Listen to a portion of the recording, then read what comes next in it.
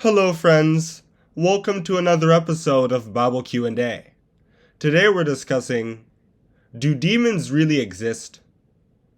Demons, or devils in the King James Bible, do exist but not as a distinct category of being. They are simply disobedient angels. In fact, they actually believe that God is powerful, according to James chapter 2 verse 19. They simply don't believe his power should extend to them. These fallen angels were all locked up after their rebellion in 2 Peter chapter 2 verse 4, but like in our world, prison breaks can happen. Many of them operated in Jesus' time, making people mad like in Matthew chapter 8 verses 28 to 34, and Jesus, like a police officer, would drive them out and send them back to jail. Of course, in our world, criminals belong to all sorts of gangs and many operate on their own, but all demons answer to only two people, the first of which is Satan.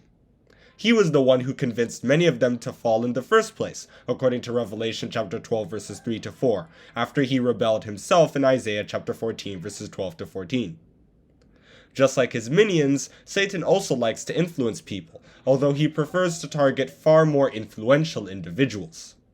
He tricked the first couple into sinning in Genesis chapter 3 verses 1 to 6. He convinced King David to conduct a census that would lead to thousands of deaths in 1 Chronicles chapter 21, and he led Judas to betray the Son of Man in Luke chapter 22 verse 3. He even tried to get Jesus to disobey God in Matthew chapter 4, but obviously it didn't work. His sentence was to be thrown into his own jail, the bottomless pit, according to Revelation chapter 20 verses 1 to 3. After 1,000 years, he'll be released for a while until he's thrown into his final prison, according to verse 10. Now, remember how I said demons answer to two people? That's right, Satan isn't the only person in control of devils. They may have rebelled against God's authority, but they can't actually escape it. Thus, God can use them for his own purposes, even if he doesn't agree with their ideals.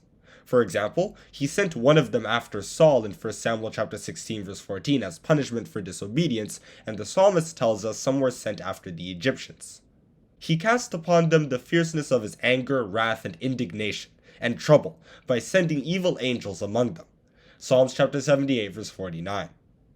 What we see here is that the obsession of some people with battling demons and countering their influence is misguided. They're just servants who take orders from above, be they from God or Satan. So even if you could send one away, if their master was willing, they'd just send 10 more. No, what's more important is finding out why they are troubling our lives. If we aren't obeying God and we're suffering, then that could be a sign that they are being used to teach us a lesson. In Habakkuk chapter 1 verses 5 to 12, God even used Babylon, a pagan nation, to try to convince his faithless people to come back to him. However, if we are doing God's work, then that means that Satan is using demons to try to pull us away from the faith.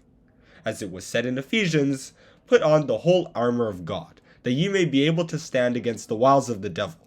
For we wrestle not against flesh and blood, but against principalities, against powers, against the rulers of the darkness of this world, against spiritual wickedness in high places.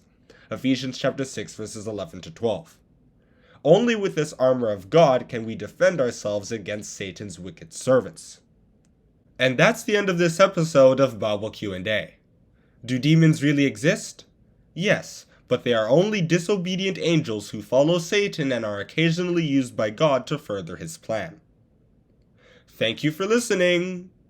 Don't forget to like and subscribe.